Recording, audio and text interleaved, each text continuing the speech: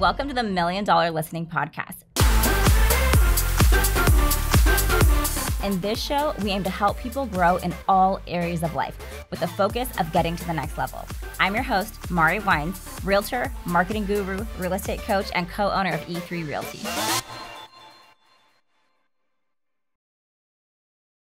All right, higher interest rates, higher levels of fear among the consumers. Welcome back to the show, Chris Verstu. Well, thank you for having me. Yes, we're going to talk about the most important thing that's going on in the industry, and it's the most boringest. So I apologize, but I'm going to keep it excited for you. So just stay tuned.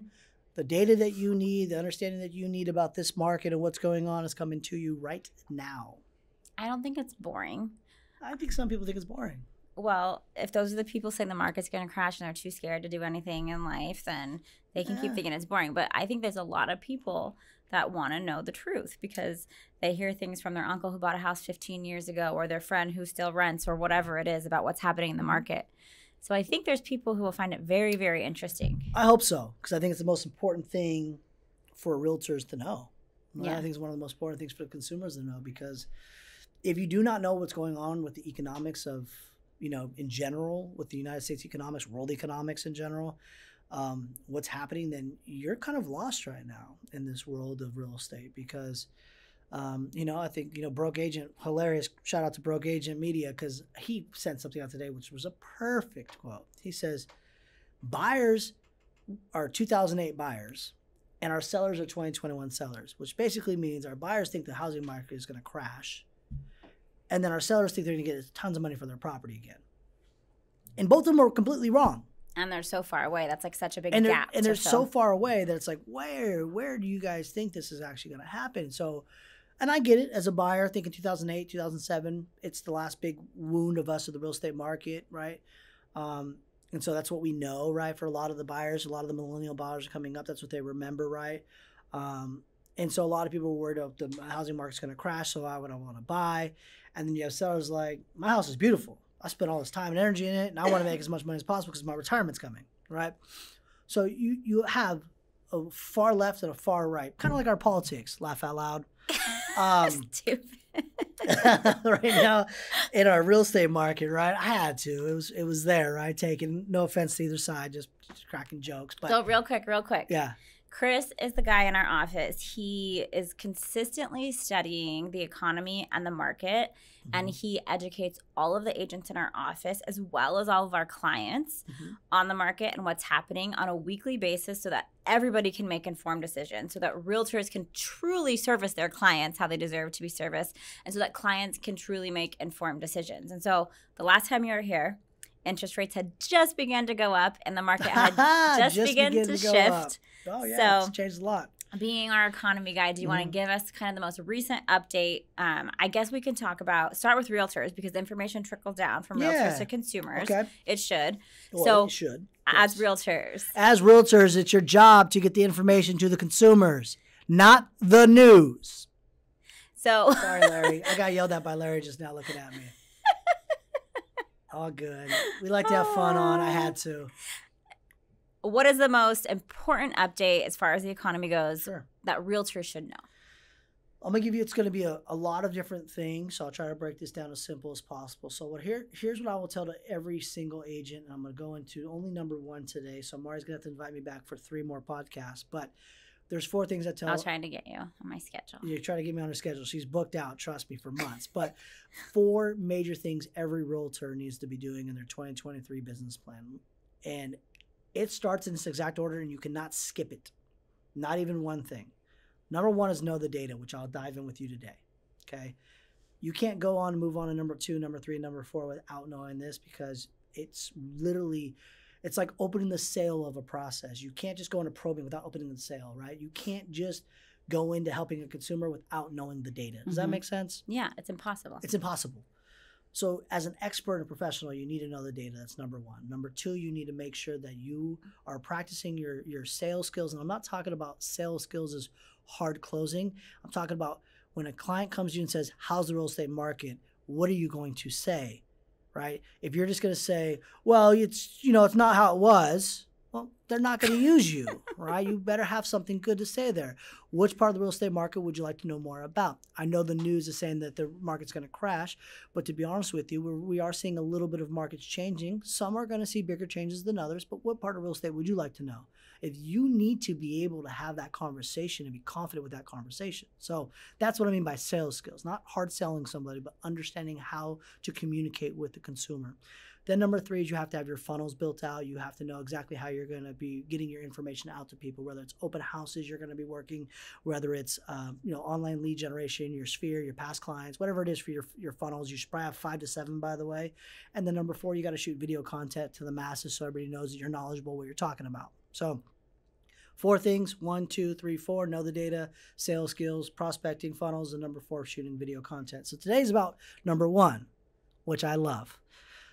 So I'm going to hit you on about 5 to 6 different major topics I think every realtor needs to know about inside and out. One's GDP, understanding what is GDP, how does it affect us? We're in a recession. Our third quarter number just says we had a 2.6% positive GDP for our first number.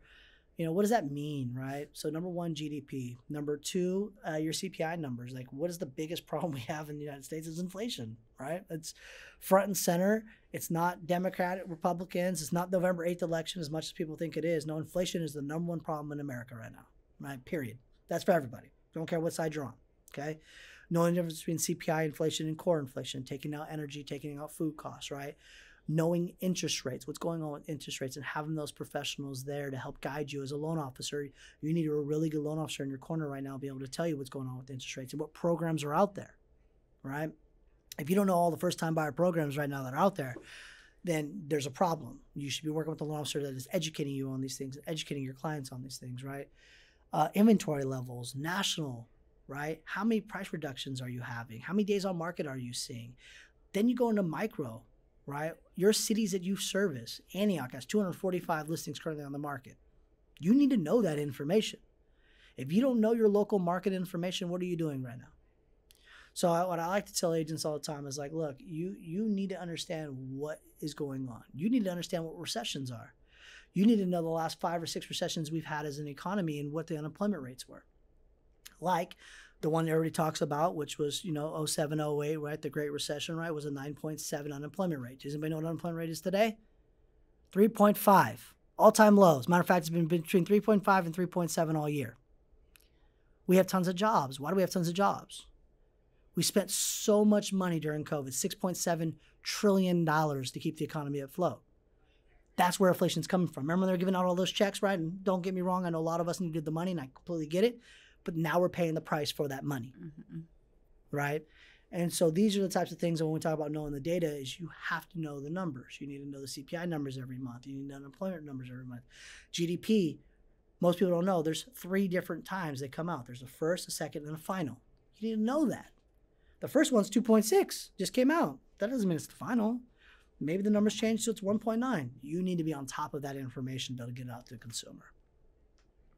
These are just some of the things in general that we teach our team on because we really truly believe that if you know the information on what's going on, you know where we were in the past, you know where we're kind of going, you can get a better idea of how the market's going to react. Now, I don't have a crystal ball. Most people don't have a crystal ball. If you did have a crystal ball, please let me know the lottery tickets because I want to win the Powerball for $1 billion, please. I will give you $10 million. Thank you. But that being said, nobody has a crystal ball, right? So we just got to take the information as professionals and understand it as much as we can. You have to know it. And if you don't understand it, I go through it all the time with our team, right? Because I want to learn. I read articles. I watch YouTube videos. I follow some economists on Twitter, and I just get people's feedbacks. I read the comments. People are like, my wife's always like, "What are you doing on your phone?" I'm like, "Reading." And she's like, "What are you reading?" I'm like, "Trying to learn this." All right? You just gotta take the time and energy to learn anything. And one of the best things of this current world we live in 2022 is everything's at your fingertips. You don't have to go to Google, search. I literally could spend 10 minutes and get all the numbers that you need for CPI, core inflation, GDP. Just go to Google, do your research, get to the websites you want to get to and grab the information and then read articles on it, understand it, right? It's super powerful. And I think that if you don't understand that, it's going to be very hard to tell a buyer that, by the way, we're not going to have a 2008 crash again, right? Because we're not, right? And I can go over all those levels for you why, but just to give you a heads up, because I know it's probably going to be one of our questions, but that's down the road. Yeah, and I'm just going to add on to that for realtors. If you have clients who are selling right now, there's a lot of people who are kind of sitting back and waiting. But if people are selling right now, it's because they're in a position where they absolutely have to sell. Absolutely. And those aren't always, those are usually the most stressful positions Mm-hmm. sellers can be in, whether someone passes away, whether it's a divorce, Yes. whether it's they're retiring and that's their final property and they're moving out of state. But now more than ever, they deserve to have this information so that they can make the most informed decision. Mm-hmm. And it will make you or break you as a realtor because they are in this huge pivoting moment in their lives. Absolutely. And they are going to remember how Mhm. you helped them or how you hurt them, how you were wrong because you didn't do the research, and it will make or break you. You're going to get that testimonial, and it's either going to be, even when the market was down, I got the best service, the best education, or it's going to be like, this person completely fucked me over and I lost my life savings. Absolutely. And, you know, I talked about the 4 things that you need to have in your business plan. I'm going to talk about the 3 things you need to have a master's degree in this market, right? And one of them is the data. You need to know the data inside and out. Like, you know, I don't care what anybody tells you. You need to know inside and out the local data, the national data for GDP, inventory levels, interest rates, days on market. I mean, I can go on a list of all the KPIs that we have for the data, but you have to know it, number one. Number 2, you have to be a marketing genius. You overprice a home in this market or you don't do the right job and you miss something, guess what? The house with the train tracks behind there, the house next to a school now, if there's an issue with the property, buyers are going to bypass it, right? Remember, the buyer pool has dropped off. I think we're at an all-time low since 2009, I believe, for purchase applications right now. There's not a lot of buyers in the market, right? So if you get a buyer comes to your house and there's something even smallly wrong, they're not going to buy your house. They're going to wait. They're right? able to be picky right now. They're able to be picky, right? And so number 2, you have to be a marketing guru, right? Mhm. You need to know marketing inside and out. Number 3, you better have a massive, great negotiation skill sets because this is the time where you're going to be eaten alive by an agent that knows what they're doing. Like if you don't know how to negotiate in this current market, you are not going to look good to your seller or buyer. So I'll tell you, if you're on the other side of the transaction with me, you're up for it. Have fun because it's season. It's eating season. My clients are going to win, guarantee every single time, whether you like it or not. And some people are like, well, why would you say that to agents not going to accept your offers? They don't have much of an option. Yeah. They're going to accept Not my only our offer. clients, but the agents that we coach are always going to win too. Oh, agents that we coach, our going coaches, up against them. Yes, please, because I'm telling Stop you right trying now. to punk them. Yeah, don't Won't try work. to punk us because you're getting punked back. Just to let you know straight up, that's happening all the time. So just know that, and that's not us being cocky or conceited. It's just we spend the time. I come from a sales background. You come from a marketing background. I know the data. Like we're training our agents, especially on like how to get through this market because it's not going to be an easy market for the next 18 to 24 months. Yeah. So that was for realtors. Mhm. For consumers. My friends, consumers, I love them. And when I say consumers, I mean buyers and sellers. Yeah. Investors, whoever Buyers, needs to know. sellers, investors, our friends, our family, everybody else. Yeah. What data is important for them to know so that they can make the most informed decisions? Well, I think it always comes down to understanding your why, right? Why are you buying? Why are you selling, right? It starts there, right? Like you said, sometimes there's a divorce. Nobody wants to hear that, but sometimes that happens, right? Maybe there's a baby coming on the way, you need an extra bedroom, right? Maybe you got a job transfer, you need to move for whatever selling reasons, right? But it starts with the why. I think if you put people first and you really dive into their why do they want to do this? I can tell you right now, we've in the last month and a half, have probably 5 different buyers or sellers. We've talked them off the ledge of buying or selling, Mm-hmm. right? At least 5. People are like, what are you doing? Like, it's not good for them. Yeah. Like, it's not all about closing transactions. It's about relationships. It's about taking care of people's long-term investment, right? It's about being the trusted advisor. It's a trusted advisor, right? And so, like, absolutely, like, when we train our agents, we're like, look, like, if it's not good for you or there's another idea. We had a client, funny, quick little story, a couple weeks ago. Divorce situation. I'll keep clients' names out of it. Nobody's going to know them, but just, divorce situation, and ex-wife didn't want to let him in the house. He's been out of the house, this, that, and the other. And long story short, he's like, okay, I'm just going to buy a house. I'm going to take some money out of retirement. I'm going to do this, and hopefully we can sell at some point, blah, blah, blah. We go through all the numbers with him. I talked to one of my other business partner, Michael, and I'm like, hey man, like, I don't know if this is the best thing for him. He goes, you know what? I don't think so either. I think the best thing to do is try to buy her out. He could keep the house and do this, that, and the other. And he goes, but you realize if I buy her out, I'm not purchasing a house. I'm not doing a loan with you, and I'm not selling a house. So you got to make no money off of me. And I'm like, yeah, it's okay. That's the right thing for you.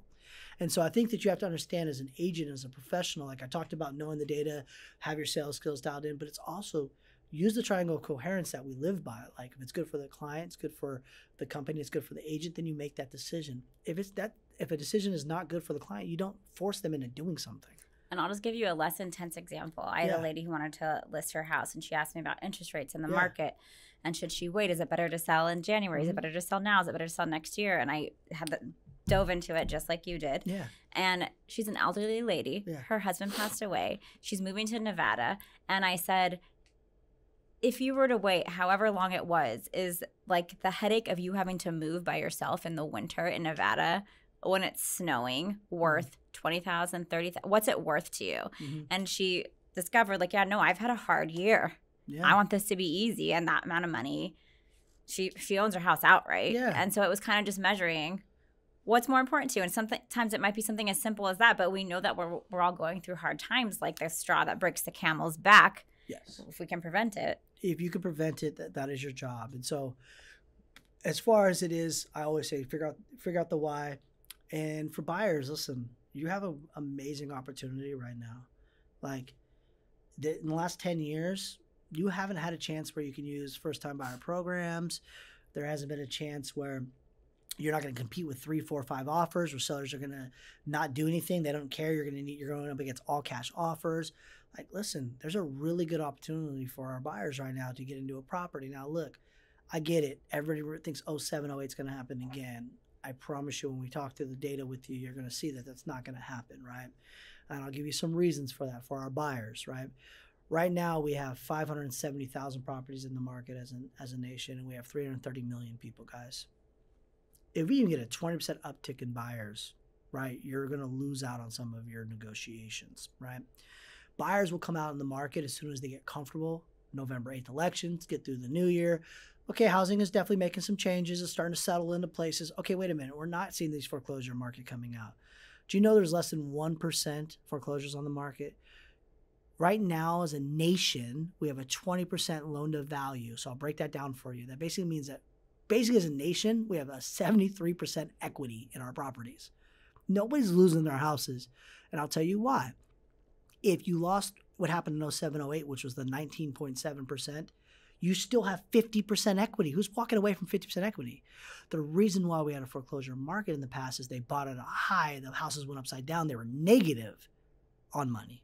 You're not negative. You have tons of equity, right? So there's not a foreclosure market coming. And you don't buy a house as a primary residency to sell it tomorrow. You buy it to ride the wave. So if you have a job security and you feel comfortable in your job and your role at your position, right? You have decent to good credit, right? And let's say down payment is a little bit of an issue. You don't feel like you have enough down there. You should absolutely start the process.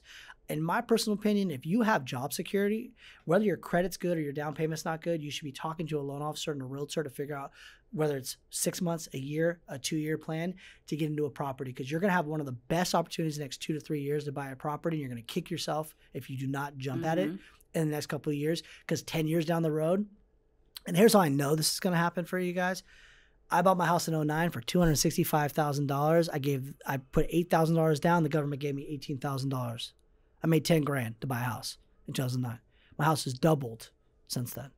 Actually, more than that. Yeah, it's more than double. More than double. I think it's tripled. It's probably near tripled, correct. So, so the reality of it is everybody was like, you're crazy in 2009 buying a house. No, I saw an opportunity. And then you have another opportunity right now where if you're buying a house long term, you can ride out the wave. Just like a stock market or a bond or anything that you're going to put your money in. You don't lose it or gain it until you sell it, right? So I would tell all of our buyers, don't be hesitant. Get in the market. Figure out what's happening. When the time is right and your why makes sense, that's when you do it. There's nothing any realtor is going to sell you on. There's nothing another loan officer is going to sell you on. Your why and timing are going to be the reasons why you should buy a home, and you have a good 2 to 3 year window to do it. Yeah, and when interest rates were at their record lows Oh. and people were saying, oh, you're getting free money. You're never going to have this opportunity to get free money. Right now, it's just as unique of an opportunity to get free money. Even my best friends, their landlord said, you got to get out by December. And I'm saying, you guys, we're going to get free down payment. We're going to get free closing costs. We're going to get free everything. Yeah. And I'm going to show you your numbers. Well, I'm going to have a loan officer show you your numbers for these high rates right now. And you can look at the high payment you're going to have. And then I'm going to have them show you your numbers for when they do go down, because they are going to go down and you're going to be able to refi. So not only do you get free money now, you'll get free money then. Yeah. Yeah. And as long as you're comfortable with the payment now, that's the key. Like if you're comfortable with the 7% interest rate right now and you're like, look, this is the worst it's going to get. Because remember, you're locking in a 30-year fixed rate. This is the worst it's going to get. It can only get better. But what's on the other side of that for my best friends who are looking for a rental at the same time?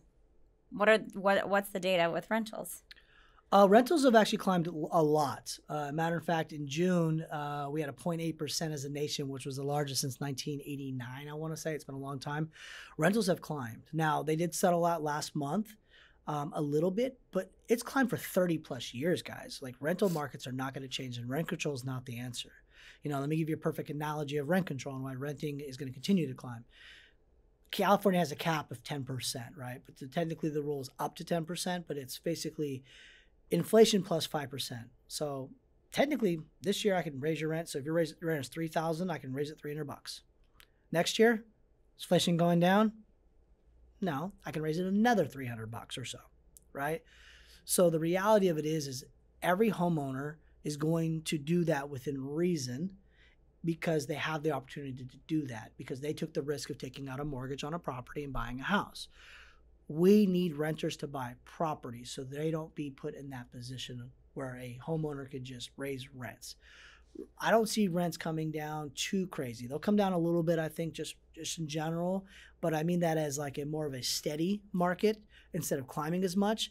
But you're going to have people that are going to be greedy landlords that are going to just use the inflation rules use their rent controls to their advantage, and they're going to move rents up. So why put yourself in that position? That's the key. Don't put yourself in a position where you might have a greedy landlord that wants to take advantage of the rules. And to you, they're greedy, but they're not greedy. They took the risk and they bought the loan. They bought the house. They did their part. So it's your time to do your part. And who knows how they're suffering on the other end from inflation. Like I always say that. You never know. I'm a very great landlord, and I will not do that to my renters. But if something happened in my life and I needed money, where's the first place that I can get more money right away? Yeah. You would either sell a property or you would raise rents. And that is your right as a homeowner, as a landlord. That is your right, right? And so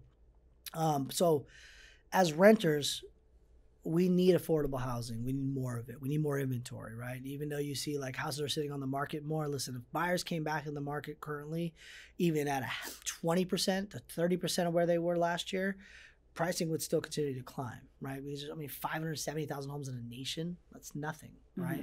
2019, I think at this time we had about 900,000 homes, right? So the reality of it is it's just we don't have enough supply to make a real meltdown. Now, I know you're going to ask me this question, so I'll probably answer it now.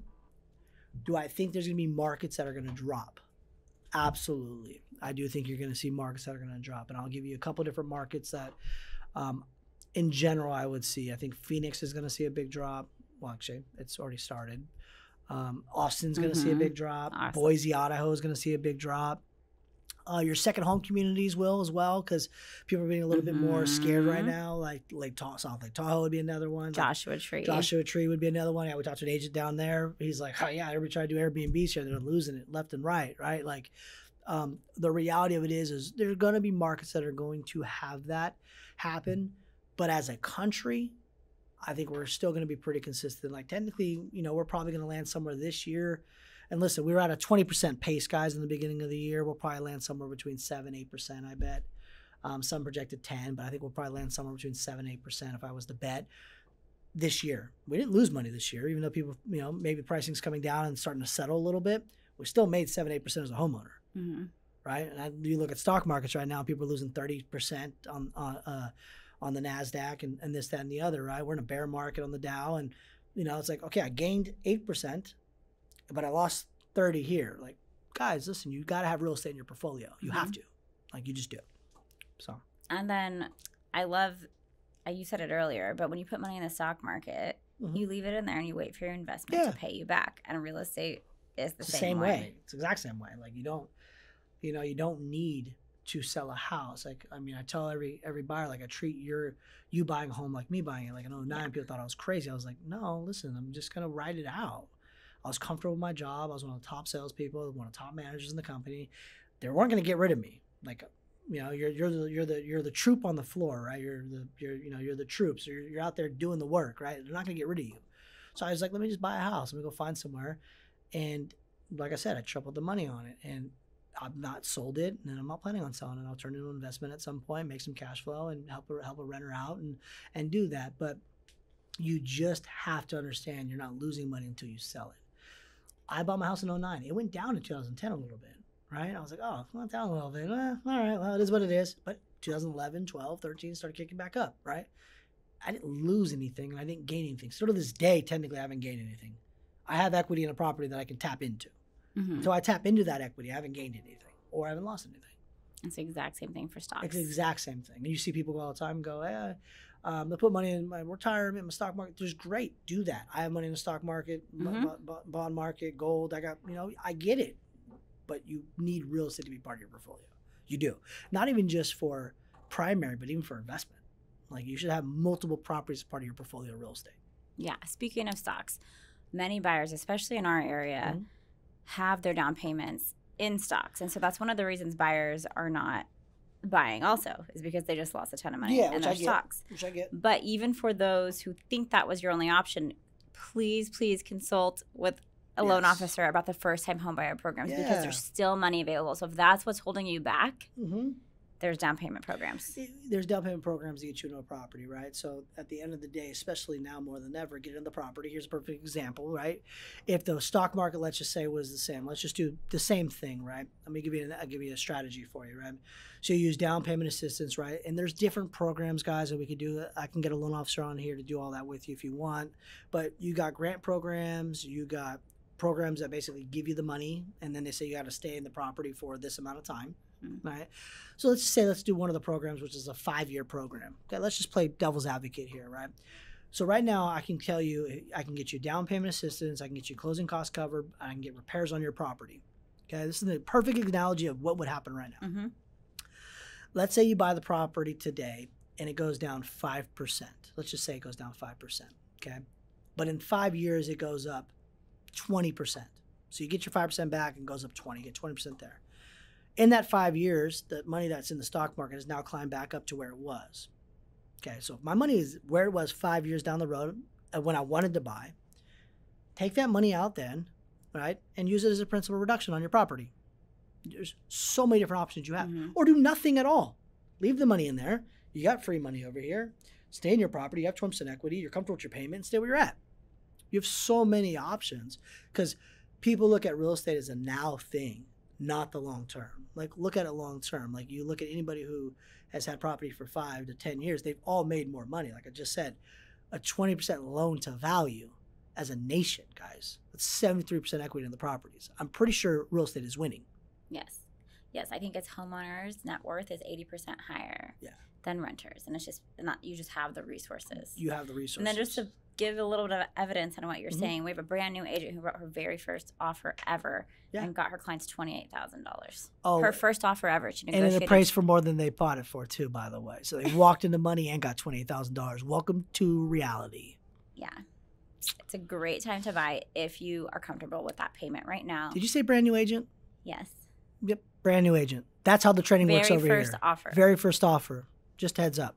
So we've been talking about buyers, and the truth is it depends on your why. Yeah. If you're comfortable with the payment.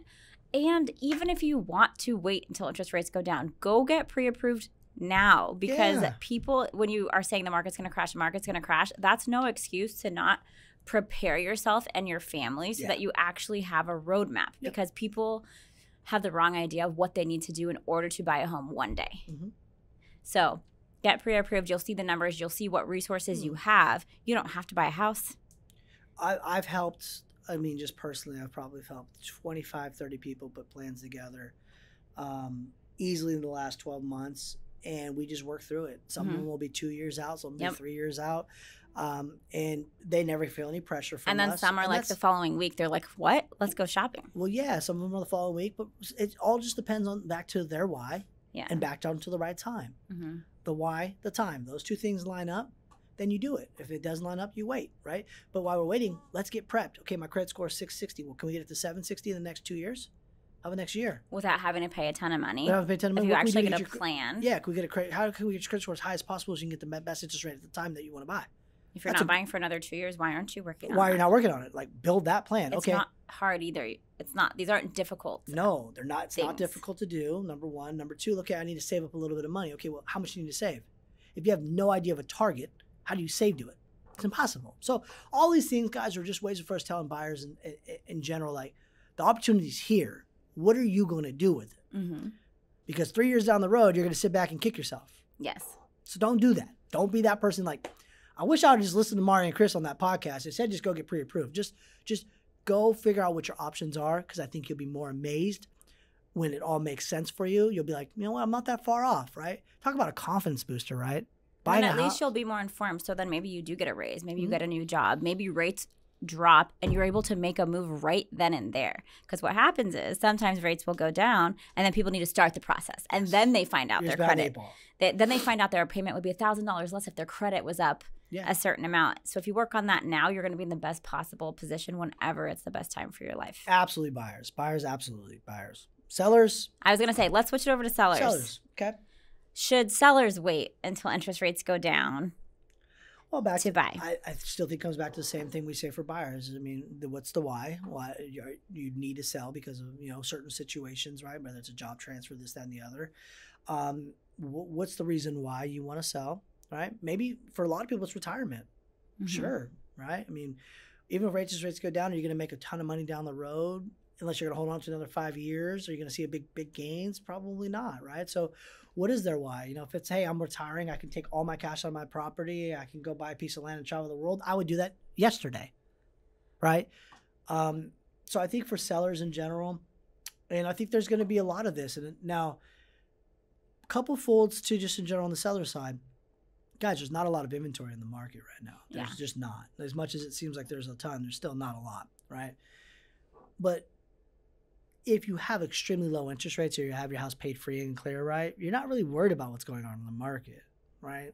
Like back to the whole thing of you as a seller, if I own my house right now free and clear and I have no why to move, I'm not putting my house on the market. There's nothing you're going to tell me. It's like, oh, I'm going to just, that's a great idea, Chris. I'm going to take the money out of here and go put it in the stock market. Like, what are they going to do with the money, right? So as a seller, if you have a house paid free and clear or whatever the reasons are, just when the time is right, you get a hold of a professional, but you need to make sure that professional is really good at those three things. Like, honestly, there's no question. Like, if knowing the data, understanding the data inside and out, macro, micro, marketing genius, and then also negotiating expert, like those are the three things that you would need in this current market to maximize your profits. So I think picking the right agent is probably the most important thing we should be talking about for a seller right now. Yeah. Because in my mind, I think that's going to be the most important thing. For you to maximize that money. Because right now, there's a big difference between losing $28,000 on a property like our agent just got and also the house appraised for more. You didn't pick the right agent. Okay? Then having an agent. And that's also the same person that tried to punk her that I was talking about. But who's punked? Oh, that's pretty funny. That's actually really funny. So you just got to make sure that those things are dialed in, right? And at the end of the day, that's super important, right? So you just got to make sure if you're selling a house, why are you selling a house? What are you doing with the proceeds of selling the house? And what is your goal? What's the end game for you, right? For some people, it's to get closer to their family. Listen, is $10,000 going to make or break why I want to move closer to my family? Probably not. I want to just move closer to my family, right? So you figure those things out. And if you can hold on to a property and hold on to it, then great. But if you need to sell because you want to get closer to the family, you want to move out of state, you got to move for a job, you just, for whatever reason, just get the right person to sell your house. That's the most important thing. And then also, I can't talk too much about this, but a huge thing to take into consideration is capital gains taxes, and that each person in the house gets a $250,000 Married couples, $500,000. So if you're waiting for the market to go up, but you have this write-off, and you're going to make that much money, it's going to be a wash. Yeah. At the end of the day. And you always have CPAs, accountants, whoever's going to help you out with that stuff. I mean, and realtors, you should have your go-to CPAs that can help your clients. Absolutely have your CPAs. Because that's a huge part of their decision. Huge part. So those are things in general that I would think are extremely important to know. And that's what I mean by hiring the best professional. Right now, you should interview multiple agents. Like I walk into a listing appointment. Listen, I'm going to come in, I'm going to do me, and I'm going to say everything that we need to be done. But I'm going to ask you, have you talked to other agents? Like, and I'm going to say you should. You should see a difference. You should see a difference, right? And I'm up against other agents on all of my listings. You should be, right? Like as a seller, you should interview multiple agents. And if you're confident in what you do as a product and what you bring to the table, there should be no reason why you should hide from that. Like, you know, what do you want from a selling a listing agent? Like, what's the most important thing that you want? Some of them might say communication. Some of them might say, I want to make as much money as possible. I need one that can negotiate better than anybody else.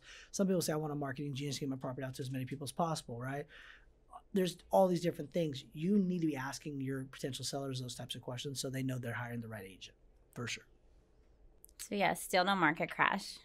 No, there won't be a market crash. There's not going to be a 20% market crash. Like I said, I think there's a few things that we'd have to look into that are on the macro level of getting us into a market crash. Could it happen? Sure, but I don't see that happening. What I will tell you is there's a few things I look at. One, inventory levels, right? They skyrocket, sure. That would make a big difference, right? But with interest rates for a lot of people at all-time lows and people have a lot of homes paid free and clear, I just don't see that happening. Yeah. I just don't. Now, I could be wrong, but I just don't think that's going to happen. Number two, interest rates climbing. Shocker, that's happened. We've doubled. Still not doing terrible. Now, it took our buyers out of the market, right? A lot of buyers out of the market, but I don't think it's the make or break, right? Third one, stock market correction. That's happened. Still not happening, right? Fourth one, a world event, right? A World War III could play some role in here. Nobody was hoping for that. We're hoping we can stay away from that. So there's a few different things out there that we look at in general, and we've got a few of those things already doubled normal, and we still don't have that happening. And there's no foreclosure market coming because of what I just said with the inventory levels. So no, there's not. Will there be some markets? Sure, you're going to see 5%, 10% corrections, and some, at the worst, you might get 20%. But I also think they'll rebound in the next 5 years. Yeah, and of course, we don't have a crystal ball. Don't. You are not a psychic. I'd be winning the Powerball. When are experts predicting that interest rates may go down again? And of course, anything could happen between now and then, so this is not a guarantee. But I have heard some predictions. Yeah, no, there's definitely some predictions out there, and I'll tell you the wildest one that I've heard is the fourth quarter of this year. Yeah. I mean, based on recent history, it wouldn't be shocking if the government did something crazy, but our economy is just not in a position. We just can't do it. I mean, fourth quarter this year, first quarter next year, I've heard is kind of the most eager one. I think we're in an 18 to 24 month run here where I think because of the amount of money we put in the economy, and I think just the way inflation has not really came down, and it's a few things that we look at with the inflation numbers. So just give you a little bit of background story there. Third quarter last year was the lowest part of inflation for us as a country. And the fourth quarter was the highest. So I'm really hoping to see the next couple months of numbers to see kind of where we're at. But if inflation is not getting under control by December of this year with the interest rates, and those take time, guys, those 75 BIP interest rate hikes, they take time to kick in. If I was going to say, I would say earliest 12 months, I would say probably fall of next year at this point is probably the earliest you would see interest rates coming down. Just start to move a little. To move a little bit. And I would say worst case 2 years probably. And I would say best case 6 months or so. I'd say maybe April next year would probably be the soonest. But if I was to put a number on it, I would think fall of next year, we would start to see things start to come down a little bit. And who knows how much higher they're going to get either. They can I'm going to blink and fall is going to be here. Okay. I'm going to go to sleep tonight and fall is going to be here tomorrow. Yeah. So if that's the quickest case, even more so, everyone needs to start planning. 24 months, 2 years, that also goes by very fast. Very fast. This year's gone by fast. It's absolutely insane. And so start planning now. You have 2 years. Absolutely. I think you have 2 years. It might be shorter. Could be shorter. But I would start now so that you are prepared in 2 years, because like Chris said, 2026 will get here and the market will go up and we'll all be making money, and people who didn't make moves are going to be regretting it. Absolutely. Absolutely. And I think you don't want to regret it. You know, I will be buying a house again in the next 2 years as an investment property for sure. So I mean, tell you right now, like, get in, buy, you will thank yourself 5 years down the road. I promise you. Chris and I are actually both somewhat in the market right now, fighting over the same exact criteria for a property. But if the perfect property comes up for us, there's a good chance we might buy it. And we might say we'll have that high payment for 2 years at the most. Yeah, what's the worst case? Or whatever scenario? It is. Yeah, you know, you clear your debt, you know, you clear out your debt, you get things dialed in, you play around, right? Like, literally going through my expenses right now to figure out, okay, what can I cut out for the rest of this year, for next year? Okay, I can save that. Okay, cool. And you just work that in to figure out exactly, like, I'm doing the same thing that I tell you to do. It's the exact same thing. And we have all the resources for anybody who needs help with these kind of things. Absolutely. We have all the resources you would need. Other professionals, financial management, budgeting, CPAs. Yeah, you name it. We have them. Yep. Well, thanks for coming on. Thank you. I guess I have to have you on again soon for those other 3 bullet points for agents. Oh, yeah, for agents, for sure. Absolutely. Love to do that. And for all of our clients, friends, and family, before the new year, thank you. You know, I don't think we say it enough that the love and support and trust that you give us as a company and as agents means the world to us, especially to say that the market's changing. You know, we really, truly believe that our friends and family want us to succeed, and we want you to succeed. So thank you. Thank you. And also thank you just for the enjoyment of allowing us to work with you and seeing your families flourish and move up and do what's best for your wives, because that is what makes us happy. She's right. All right. Well, see you next time. Thanks for having me. Thank you. Bye-bye.